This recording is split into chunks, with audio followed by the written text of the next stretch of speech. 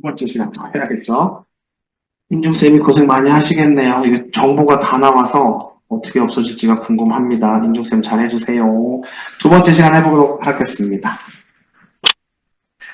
이번엔 두 번째 시간입니다. 저희가 전 시간에 개인별 장기 요양 계획서까지 다 작성했어요. 그래서 그 내용 작성한 것까지 해서 들어갈 거고요. 두 번째 시간은 급여 제공 계획을 저희가 세웠잖아요. 그러면 그 급여 계약에 대해서 어르신을 요양보호사한테 모셔달라고 부탁하는 경우가 발생합니다. 그렇죠? 그러기 위해서는 워크넷은 지금 없어졌고 고용24를 통해서 구인을 하실 겁니다. 땡땡땡 어르신을 모실 거고 지역이 어디고 어떤 서비스가 필요합니다라고 구인을 해서 뭐 보통 콜 한 50콜 받으실 거고요. 그 중에 한 5명 만나서 면접 보셔야 될 거고 그 중에 한 명이 그 어르신한테 들어가실 건데 요양 선생님들도 저희만 믿고 저희한테만 이력서를 내지 않았을 거예요. 여러 군데를 내셨기 때문에 여러 군데서 합격하면 그 중에 선택을 하실 겁니다. 그래서 면접 보실 때 1번이 불발될 수도 있어요. 그러면 2명 정도를 더 받아 놓으셔서 1번 선생님이 나 못해요라고 했을 때 바로 2번, 3번 선생님이 가실 수 있도록 해놓는 게 팁입니다. 그럼 이제 급여 제공을 했습니다. 그래서 등록 변경을 해야겠죠? 조회 누르면 그분의 어르신의 급여가 나옵니다. 그래서 이름으로 먼저 하시면 돼요. 이름을 누르고 조회 누르면 그분께 뜹니다. 그래서 그분 이름으로 조회를 하고 그 다음에 연월일을 합니다. 그렇죠? 2025년 5월 근무를 넣어보도록 하겠습니다. 그럼 이거 누르고 더블 클릭을 하시면 근무가 들어가요. 여기서 필요한 거는 이분은 가족요양을 만약에 했을 때 90분 이상 비용을 산정할 수 있다네요. 이런 안내 문구가 계속 뜨니까 선생님들 너무 걱정하지 마시고 하시면 좋고요. 마찬가지로 이렇게 입력 버튼 빨간색으로 되니까 쫓아다니시면 됩니다. 시설은 어르신을 넣을 수 있고요. 재가는 어르신을 함부로 넣을 수 없지만 선생님들, 요양보호사를 넣을 수 있습니다. 이해되시나요? 시설은 등외자들도 들어갈 수 있지만 재가센터는 등외자 들어올 수 없습니다. 재가급여를 할 수 있는 분들만 들어오실 수 있어요. 근데 WFC나 희망이음이라는 얘기를 들어보셨을 텐데 WFC 이제 없어졌으니까 희망이음을 통해서 직원 등록을 하셔요. 그래서 시설은 직원 등록을 함부로 할 수 없어서 희망이음에 등록된 분이 당연히 넘어옵니다.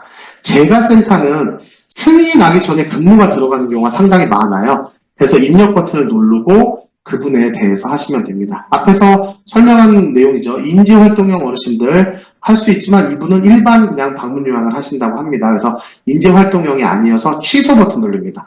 인지활동형으로 누르면 변화가 있어요. 인지활동형은 120분에서 180분 할 수 있고 최소한 60분은 프로그램을 하셔야 된다는 뜻이에요. 누르면 직원 구인의 치매 교육 이수라는 요 화면이 떠요. 그래서 치매 교육을 받은 프로그램 관리자와 치매 교육을 이수한 요양보호사가 들어가야 됩니다. 치매 교육을 이수하지 않은 요양보호사가 들어갈 수는 없습니다. 두 번째, 프로그램 관리자도 치매 교육을 받으셔야 됩니다. 프로그램 관리자가 없으면 당연히 안 되겠죠. 그래서 이렇게 화면이 뜨지만 저희는 인지활동을 안 할 뿐이에요. 그래서 취소 버튼을 누르고 들어갈 겁니다. 그러면 아까랑 좀 틀리게 여기에 치매라는 부분이, 치매 이수라는 부분이 없는 거죠.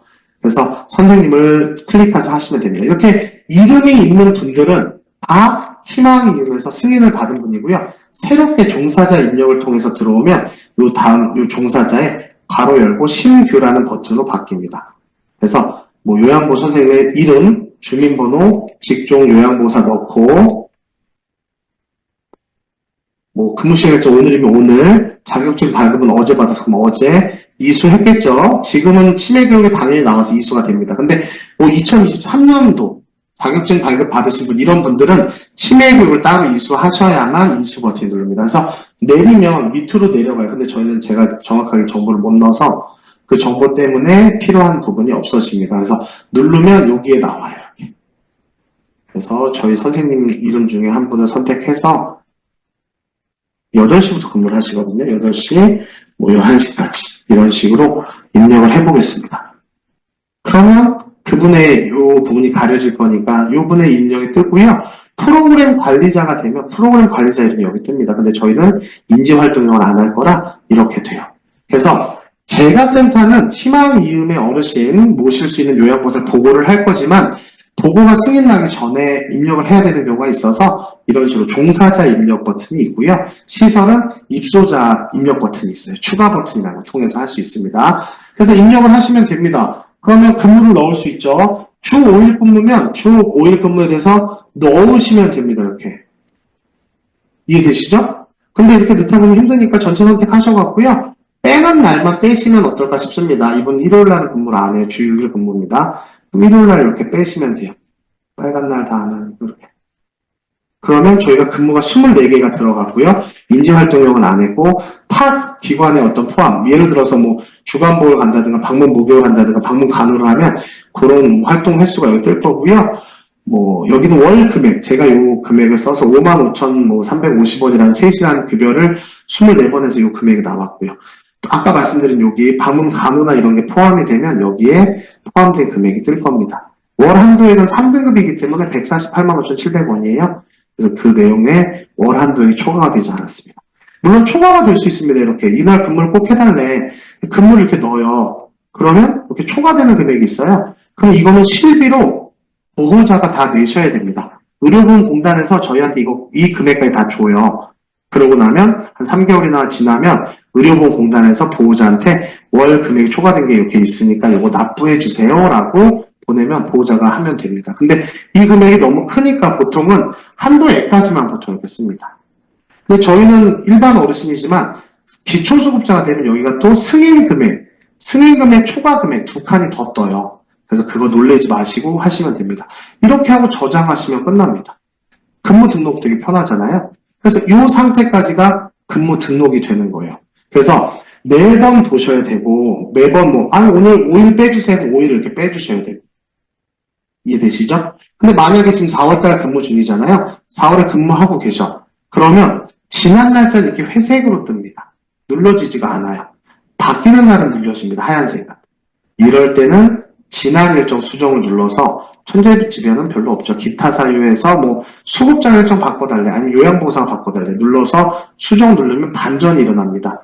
아직 지난 날짜는 바뀌지 않고 진짜 흘러간 시간은 바뀌어집니다. 이렇게. 지난 일정 수정하는 것도 선생님들이 활용해서 한번 보시면 좋을 것 같고요. 수정 이력도 이렇게 보면 언제 수정했는지 이렇게 떠요. 그래서 4월 5일날 토요일날 근무셨나봐요. 근데 근무를 빼버리는 이런 수정이 있으니까 이런 수정도 가능합니다. 그래서 선생님들 수정하시고요. 그 근무를 넣고 나면 저희가 수정 통보는 평가 지표에 문제가 안 되는데 지연 통보라는 게 있어요. 그래서 저희가 5월달이 되기 전에 5월달 근무를 미리 넣습니다. 그래야만 지연 통보가 되지 않아요. 5월달인데 5월 1일날 근무를 넣어. 그럼 지연 통보가 되는 거죠. 평가 때 점수를 깎이니까요. 4월달에 5월달 한 달 전에 넣는 걸로 해주시면 좋고요. 그래서 만약에 근무표가 나왔어요. 그럼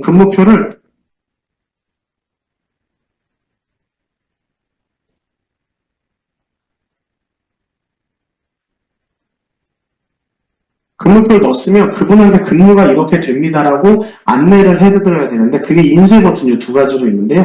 이 인쇄는 너무 힘들고요. 이 달력같이 생긴 걸로 인쇄를 해주시면 이게 달력으로 이렇게 뜹니다. 이거 아마 희미하게 이렇게 될 것 같은데 이거를 캡처 떠서 보내드리면 선생님 이번 달은 이렇게 근무를 하실 겁니다 라고 알려드리면 저 이날에 결혼식장 가야 돼요. 아니면 이날에 뭐가 있어요. 이날에 병원 가야 돼요. 이런 일정을 저희한테 알려주셔서 근무 조정을 하는 거고 두 번째는 보호자한테도 보내드립니다. 그래서 보호자님 이번 달에 이렇게 근무를 할 건데 괜찮으실까요? 이렇게 얘기를 하는 거죠. 예를 들어서 5월달 같은 경우는 근무가 변동되는 게 좀 많이 있잖아요. 예를 들어서 저 대체 휴무도 있고 이렇다 보니까 만약에 이 빨간 날에 보호자님들이 다 오시게 되면 문제가 되지 않는데 이 근무를 다 빼는 게 맞습니다. 저희는 검정색 또는 토요일날 이런 날 근무를 보통 넣으니까 그래서 4, 5, 6은 저희가 와요. 아니면 보호자님들이 어머니 모시고 어디 가니까 이날 근무 안 내도 돼요 라고 할 건데 만약에 애들이 어려요. 그래서 5월 5일날 어린이날 놀러 가야 돼서 이달 놀러를 갑니다. 많이. 그러면 죄송한데 4, 5, 6 중에 4일은 일요일이니까 쉬시고 5일, 6일은 근무하실 수 있으실까요? 이렇게 해서 서로 근무 조절을 합니다. 물론 월 한도액 안에서 하게끔 되어 있어요. 월 한도액을 넘어가서는 본인 부담금이 실비로 나가니까 그런 것만 체크해서 근무를 넣어주시면 될 것 같습니다. 요거까지 이해가 되시죠? 그러고 나면 저희가 말씀드렸듯이 12월 달에 내년 1월 달 거를 근무를 넣을 거예요. 이런 식으로. 그게 가능하겠죠? 지연 통보가 안 되니까. 근데 1월 달에는 12월 달과 틀린 점이 발생할 수 있어요. 어떤 틀린 점이 발생하냐면 수가가 바뀔 거고요. 월 한도액이 바뀔 겁니다. 근데 12월 달에 미리 해놓고 저장을 해버리면 잡혀 있으니까 변화를 해야 되는데 변화가 안 돼요. 근데 변화를 보통 해줍니다. 공단에서. 그쵸? 그러니까 신경 안 써도 되는데 뭐가 이상해. 그러면 월 금액 재산정을 눌러보시면 돼요. 오류가 가끔 있을 수 있잖아요. 열흘이나 했는데 55,300원밖에 안 되네? 이렇게 문제가 뭐가 있다고 느껴지면 월금액 재산정을 누르면 얘가 다시 한번 이거를 확인해 줍니다. 그래서 1월 달에 저희는 월금액 재산정을 막 눌러요. 왜냐면 12월 달에 12월 15일경에 막 미리 보내서 근무를 짜놓으면 그 바뀌기 전일 수도 있잖아요. 그러면 작년 거가 여기에 떠 있을 수 있어요. 그때 월금액 재산정. 또는 오류가 있을 때 월금액 재산정을 눌러주시면 오류가 잡힙니다. 그러고 나면 당연히 저장 버튼 눌러야겠죠? 이렇게 해주시면 근무 넣는 거는 문제가 되지 않을 것 같습니다. 그쵸? 그래서 그런 내용들 정리해서 근무를 넣어주시면 됩니다. 여기까지가 이제 근무 넣는 거예요. 근데 근무 넣는 거는 어렵지 않아요. 그쵸? 근무 넣는 거는 선생님들께서 한 번씩 해보시고 하시면 되는데 가끔 이런 경우가 있을 수도 있습니다. 선생님들이 근무를 넣는데 그 근무를 가족요양인 경우 태그를 막 찍어야 돼요. 그러면 이렇게 막 바뀌는 경우도 있어요. 근무가 이렇게 하나가 있어야 되는데 오늘은 어떻게 되고 내일은 어떻게 되고 바뀔 수 있잖아요. 그때 활용하시면 또 되는 거죠. 지난 일정 수정까지 했습니다. 이 확장 버튼은 근무가 많아져서 돌려서 봐야 되는 경우가 발생할 수 있죠. 그때 눌러보면 얘가 내려가면서 근무가 거의 많이 보여요. 그래서 근무를 한눈에 보시고 싶으실 때는 확장 버튼을 눌러주시면 좋을 것 같습니다. 이해되시죠? 여기까지가 이제 근무 넣는 거고요. 이제는 우리 어르신께서 그만두겠대요. 요양원에 입소하시겠대요. 그때는 어떤 걸 할까요? 계약서 해지를 하셔야 됩니다. 그쵸? 그래서 끝내야 돼요. 해지할 때 첫 번째 단계는 언제까지 하실 건지를 확인해서 3월달은 이미 다 지났으니까 4월달로 보겠습니다. 4월 15일경에 요양원에 가시겠대요. 그럼 4월 15일날 해지 여부에 체크하시면 됩니다. 그럼 자연스럽게 시간이 여기 찍혀요. 이 시간은 뭐냐면 그날 근무하신 분의 마지막 시간이에요. 근데 태그를 언제 찍을지 모르잖아요. 지금은 11시로 표시되어 있지만 11시 반까지 만약에 했어. 그럼 태그를 30분 더 찍었잖아요. 이렇게 했다가는 문제가 발생할 수 있다는 뜻입니다. 30분이 날아가는 거잖아요. 그래서 이럴 때도 굳이 이렇게 하지 않으셔도 되면 24시로 하시는 경우도 있습니다. 시간을 이렇게 바꾸셔도 돼요. 그래서 그날 근무가 태그가 어떻게 찍힐지 모르니까 만약에 문제가 생길 것 같으면 이렇게 해주시면 됩니다. 아니면 11시로 되면 이걸 여기다 해지 통보를 해버리면 여기가 바뀝니다. 2025년 4월 15일 11시 00. 그럼 아까 등록 버튼 1편에서 했던 등록 버튼이 있을 때 그 내용으로 다시 한번 여기 표시가 되는 거죠. 그래서 해지할 때는 해지 여부에다 체크해 주시고 해지 여부의 시간이 근무 시간 15일날 마지막 근무 시간이 11시니까 11시로 체크되는데 태그를 11시 전에 찍겠죠? 아닌데 11시 10분 이렇게 찍혀버리면 근무 종료가 끝났기 때문에 10분은 날아가요. 근데 저희는 기본 30분 단위이기 때문에 30분이 없어집니다. 그러니까 그런 오류를 범하지 않으셔야 되니까 이 시간은 11시로 해놔도 되지만 좀 뒤로 미뤄 놓으시는 것도 괜찮고 정 찜찜하시면 24시로 해둬버리셔도 문제가 되지 않습니다. 그러고 나서 급여 계약 통보서 해지하면 이 뒤부터는 계약이 없습니다. 빈칸이 되는 거예요.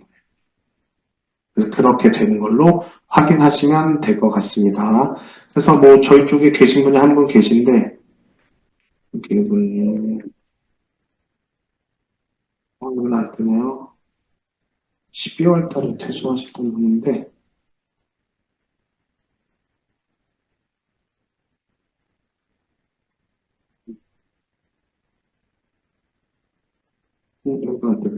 나중에 뜨는 게 있으면 보여드릴게요. 여기 15일로 해지를 해버리면 이 뒤에가 다 이렇게 하얗게 보여져요. 그래서 그런 내용들로 정리를 해보시면 되겠습니다. 그래서 계약을 넣고 계약을 끝내고 그런 내용들을 급여 계약 내용 등록, 변경, 해지해서 하실 수 있는 거예요. 닫게 눌러보고 다시 한번 보지만 급여 계약 통보서에 급여 계약 내용 등록, 변경, 해지 버튼이 있습니다. 이렇게 되는 거죠. 그래서 어르신들 확인하실 때 여기서 확인하시면 되고요. 안내문은 아까 말씀드린 것처럼 지연 통보나 뭐 이런 것들이 뜰 때 수정 통보, 지연 통보 요게 뜨는 안내문을 안내하는 거고요. 월 한도액이 초과되면 월 한도액이 초과되는 것까지 뜹니다. 그래서 저희는 급여 계약 통보 요거를 하셔야 돼요. 그럼 급여 계약을 통보했어. 이제 근무를 하실 거잖아요. 그럼 근무하시기 전에 보통 태그 신청을 합니다. RFID라는 데 통해서. 근데 가족요양 같은 경우는 급여 계약을 하고 바로 근무를 넣어야 되니까 이렇게 되지만 그런 다음에 루틴처럼 하셔야 되는 게 RFID에 들어가셔서 태그 신청을 하십니다. 종합조에 가보시면 저희 어르신들이 신청이 됐는지 부착이 됐는지 확인을 할 수 있어요. 그래서 이분 부착이 안 됐네. 그러면 다시 한번 태그로 가셔서 태그 신청 관리 들어가시면 됩니다. 신청하는 거 쉽습니다. 신청 버튼 클릭하시면 되고요. 그럼 신청 버튼 누른 후 여기를 누르시래요. 눌러보면 여기에 조회가 뜹니다. 그래서 어르신 이름을 넣어서 하시면 돼요. 예를 들어서 지금 어르신이지만 조회 누르면 떠요. 클릭하면 그분이 여기 내용이 뜹니다. 그래서 그분 내용 뜬 걸 갖고 발급 조회. 발급 종류는 저희는 스마트폰 전용밖에 없으니까 하고 신청 사유는 만약에 신규면 신규고요. 훼손했거나 이사를 가셨거나 분실을 했거나 기종이 바뀌었거나 태그를 추가한다든가 뭐 이런 식으로 다 할 수 있습니다. 차고 부착. 두 군데를 가야 되는데 A라는 곳에 B를 붙여버린 거예요. 그럴 때 이렇게 저희 저장하시면 될 것 같고요. 부착 부분은 공단에서 부착해 주시는 건 공단. 저희가 직접 가서 붙이면 기관. 이건 선택해서 하시면 될 것 같고요. 주소지가 정확하셔야 됩니다. 주소지가 정확하지 않으면 공단에서 연락이 와요. 그래서 부착하시면 되고요. 태그를 신청하시면 됩니다. 그러면 태그 신청한 상태에서 태그가 나오면 어르신 댁에 가서 태그를 부착해주고 그때부터는 저희가 쓸 수 있는 태그를 사용할 수 있는 거죠. 그러고 나서 부착 보고를 해야 돼요. 태그를 신청해서 저희가 받았습니다. 그러면 그 태그를 부착할 거예요. 예를 들어서 오늘이면 오늘. 부착자는 기관이면 기관, 공단이면 공단에선 다 해주실 거고, 뭐 아니면 사회복사 이름을 쓰는 경우도 있고요. 부착 위치는 저는 보통 신발장 안에다 붙입니다. 그럼 외부에서 왔을 때 태그가 보이지 않아서 그런 식으로 해요. 뭐 철판에다 붙이면 절대 안 되죠. 인식이 안 됩니다. 또는 이동이 가능한 곳에도 부착하시면 안 돼요. 그래서 뭐 신발장 문 열었을 때 그 문짝 들고 다니시는 분 안 계실 거니까 그렇게 하시고 보통 합니다. 방문했을 때 뭐 이렇게 싹 열어서 태그 찍으시면 되니까 그런 부착보고. 좋은 점은 기관에서 부착할 때는 컴퓨터로 부착보고 이렇게 하셔야 되잖아요. 근데 이제는 바뀌었죠. 핸드폰으로도 부착 완료 보고가 가능해요. 그래서 직접 가셔서 부착하시고 하시면 돼요. 예전에 노트북을 갖고 다닌다든가 아니면 센터에 전화해서 센터장님께 부착 여기다 했습니다. 부착 보고 좀 해주세요. 이렇게 하고 찍었는데 그럴 필요가 이제 없어졌습니다. 핸드폰 안에 장기요양 스마트 장기요양 앱이라는 게 있어서 거기 안에 부착 보고 가능하니까 부착 보고까지 하시면 돼요. 그러고 나면 희망의 요양을 통해서 선생님을 저희가 보고했잖아요. 그럼 단말기를 또 하셔야 돼요. 그렇죠? RFID 단말기 보시면 여기 들어가시면 저희 직원분들과 핸드폰 번호가 다 떠요. 승인이 나면 이렇게 빈칸으로 이렇게 나올 겁니다. 그러면 저희는 뭐 센터장님이면 기관 관리자, 서비스 관리자는 사회복지사들이죠. 요양요원은 요양보호사나 간호사들, 요양을 하시는, 그러니까 방문 요양을 하거나 방문 목욕을 하거나 방문 간호를 하는 요양요원들을 체크합니다. 체크하고 스마트폰일 거고요. 기기 등록, 핸드폰 번호 010 모시기에 뭐뭐뭐뭐. 그럼 보통 본인 거잖아요. 그럼 여기에 본인, 가족명이면 가족명이, 뭐 기타명이면 기타로 체크하셔서 여기다 등록하시면 그 다음부터 스마트 장기요양 앱을 깔고 그 다음부터 태그를 사용할 수 있는 거예요. 그 루틴처럼 하실 거가 등록을 하시고 계획서 작성해서 근무 넣으시고, 근데 근무가 천천히 들어가도 돼요. 그러면 근무 넣기 전에 저희 RFID 들어가서 태그 신청하시고 희망이음 가셔서 선생님을 요양보호사님을 등록해서 승인을 받으면 전송기 단말 전송할 수 있는 단말을 등록하셔서 작성할 수 있게끔 태그를 찍을 수 있게끔 출근을 할 수 있게끔 해주시면 요 세트가 한 세트입니다. 그래서 앞에서 1편에서는 등록을 했고 2편에서는 등록하신 분을 요양을 받을 수 있게끔 만들어 드렸어요. 선생님을 구인했고 그 선생님과 매칭을 시켜서 어르신이 삶의 질을 높일 수 있는 어떤 그런 모습까지 만들어 놨습니다. 여기까지가 2편입니다. 그래서 선생님들이 어르신들 급여 등록하고 또한 계획까지 쓰는 거 여기까지 하시면 좋고요. 뭐 이 안에 팁들은 여러 가지가 있는데 그거는 여기서 더 설명하기 좀 어려우니까 급하게 선생님들이 바로바로 하실 수 있는 작업까지만 하겠습니다. 3편은 평가를 도와드리도록 하겠습니다. 3편 때 만나 뵙겠습니다. 고생 많이 하셨습니다.